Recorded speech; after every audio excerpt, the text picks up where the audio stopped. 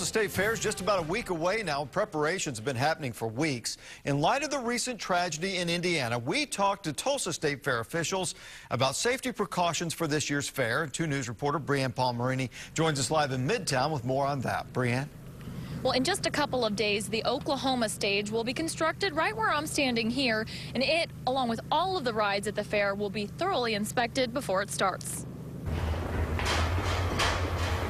It's very time-consuming and very tedious work with the pins, our pins, and the blocking, and making sure everything is level. And get it wrong, we start over. The Comet 2, America's largest traveling roller coaster, has been under construction for 3 weeks, and it's no easy job. And we got cranes and forklifts. That's one thing with certain areas. You got to man up and pack it and carry yourself. Now we're putting the chain up.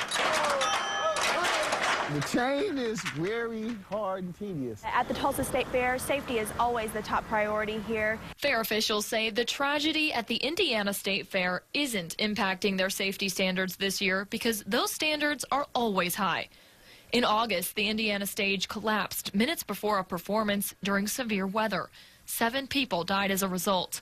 We actually have a weather safety supervisor that we will be meeting with daily and touching base by noon. And should there be any inclement weather, we will all sit down and make sure the proper decisions are made in time. The Oklahoma stage, which will be hosting the likes of MC Hammer and the Eli Young Band, is constructed by a different company than the Indiana stage. The stages are always, something that you have to consider. There's a lot of people, and we want to make sure they're set up properly and that we've got a safe stage in place. Officials say the stage will be inspected thoroughly. Before you know it, it will be open for business, and rides like the Comet 2 will be rolling. And sit on the outside. If you sit on the inside, whoever on the outside will squeeze you. So.